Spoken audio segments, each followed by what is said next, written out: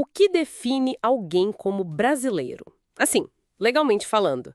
Parece simples, né? Nasceu no Brasil, é brasileiro. Mas será que é só isso mesmo?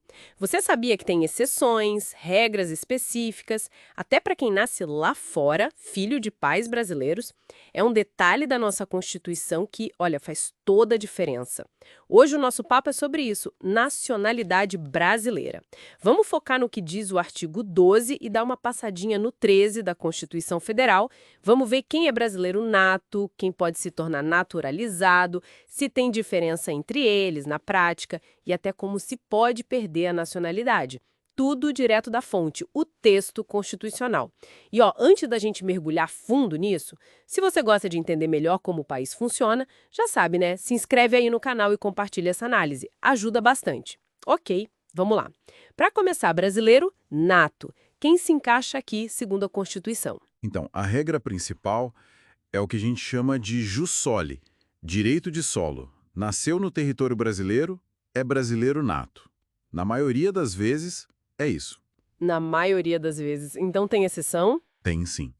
Uma importante: se os pais forem estrangeiros e estiverem aqui a serviço oficial do país deles, tipo diplomatas, aí o nascimento no Brasil não garante a nacionalidade nata para a criança. Ah, entendi. Mesmo nascendo aqui, se os pais estão em missão oficial estrangeira, a regra muda. Interessante. E para quem nasce fora do Brasil, mas tem pai ou mãe brasileira? Aí, basicamente, são duas situações. Primeira, se o pai ou a mãe brasileira estiver no exterior a serviço do Brasil. Nesse caso, o filho é brasileiro nato, direto.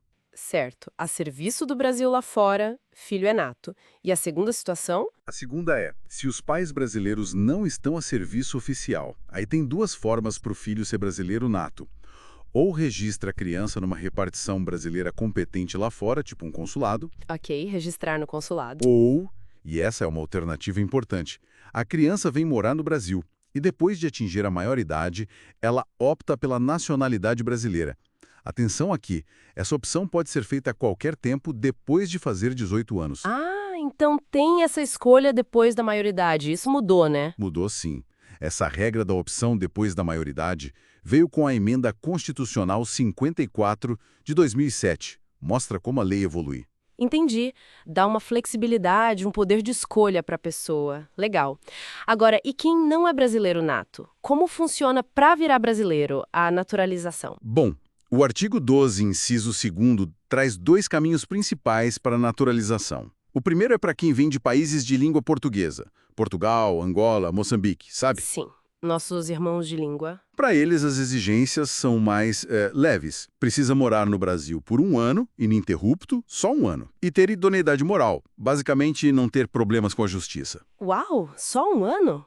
É bem diferente do que eu imaginava para outros casos. E para quem vem de países que não falam português? Aí a coisa aperta um pouco mais. Precisa morar no Brasil por mais de 15 anos, ininterruptos, 15 anos, sem pausa. E também não pode ter condenação penal e, claro, tem que pedir a nacionalidade. Nossa, 15 anos é um tempo considerável, né? Um compromisso grande. Antes era mais tempo ainda, não era? Era assim. Antes dessa regra, eram 30 anos. A Emenda Constitucional de Revisão número 3 de 1994, que reduziu para 15. Faz sentido. 15 anos já é bastante.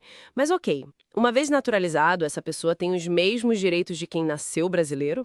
Ou tem diferença? A regra geral, que está lá no parágrafo 2º do artigo 12, é que a lei não pode criar diferença entre brasileiro nato e naturalizado. O princípio é a igualdade. Mas, Sempre tem um mas, né? sempre. Qual é o mais aqui? O próprio parágrafo diz, salvo nos casos previstos na própria Constituição.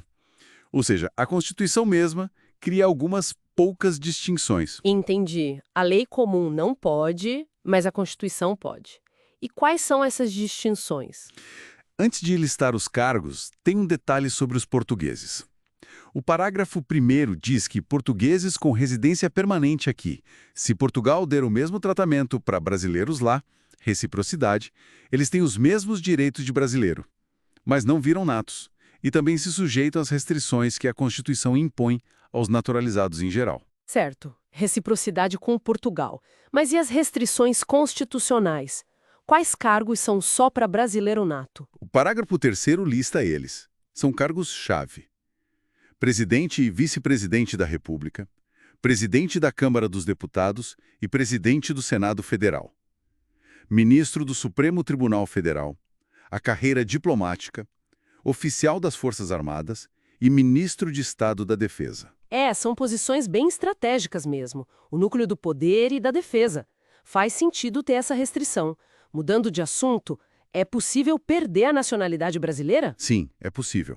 O parágrafo 4º do artigo 12, que foi atualizado recentemente pela Emenda 131 de 2023, define duas situações principais. Quais são? A primeira é ter a naturalização cancelada por decisão judicial.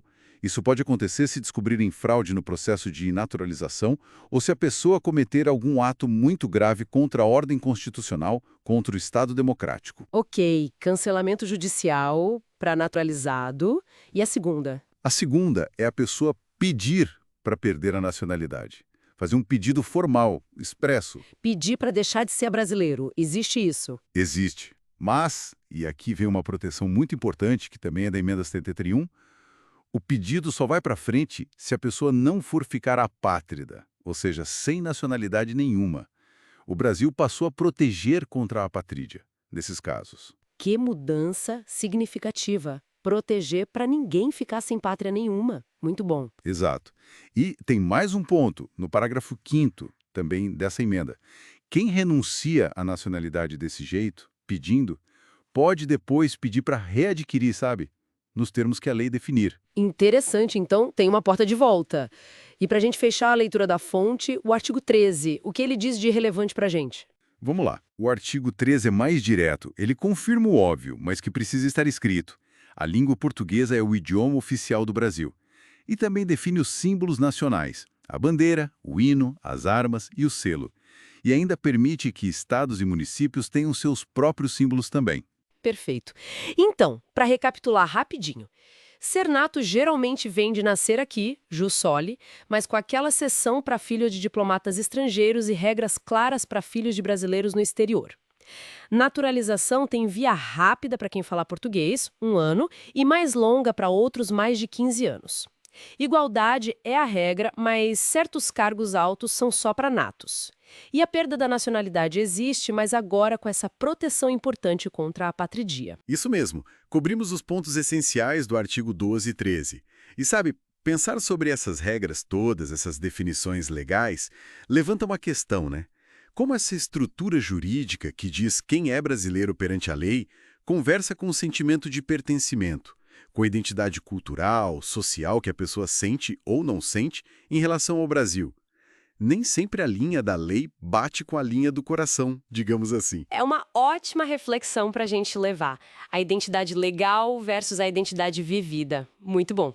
Bom, pessoal, obrigada por acompanhar essa análise detalhada sobre nacionalidade na nossa Constituição. Foi um prazer. Até a próxima.